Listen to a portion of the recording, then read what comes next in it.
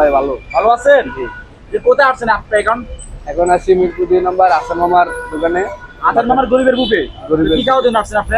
আমরা আসছি ভাত খেতে 100 টাকা দিয়ে। 100 টাকার ভাত। শুনলাম নাকি 30 বার ভাত, 30 বার আলু, 30 বার ঝোল। খেতে পারলে নাকি 10,000 টাকা পুরস্কার দিবে।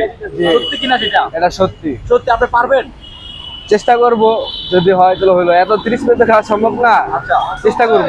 আর যেহেতু মানে গরিবের বুকে 100 টাকা খাবার কি বেশ ভাই? বেশ, এরা আসার কাছে অনেক অনেক ধন্যবাদ যে গরিবদের জন্য এরকম একটা আয়োজন করা।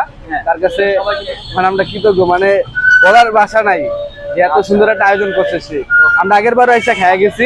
আমার এই যে বন্ধু ছিল একজন 7 প্লেট খাইছে, আর একটু খাইতে পারলে মানে 30 প্লেট তো 25 প্লেট করেছিল, 5 প্লেট কমাই দিয়েছিল, কিন্তু সেটা হয় নাই। চেষ্টা করছিলাম, কিন্তু আসান মামা একটা উদ্যোগ নেওয়ার জন্য তাকে অনেক অনেক ধন্যবাদ। খুব ভালো একটা তো আয়োজন। ভাই খেয়ে দেখেন কেমন স্বাদ আমার দর্শকদের। আগের ভাই খাইয়া গেছি, ইনশাল্লাহ অনেক মজা। কেমন ভাই? একটু মাংস দিয়ে খেয়ে দেখেন না দর্শকদের। মাংস সাইজ নাকি 60 গ্রাম ওজন, আসলে সত্যি কিনা? হ্যাঁ, এই যে আসলে অনেক বড় না? অনেক বড়। 60 গ্রামে আছে। জি, আচ্ছা, মজা আছে। 10-এ 10 দিবেন 100 টাকা খাবারে? 10-এ 100 পাইবো, 100। 10-এ 100 পাবে। মাশাআল্লাহ, দর্শক 10-এ 100 পাবে। 10-এ 100 পাইবো, সে মজার স্বাদ।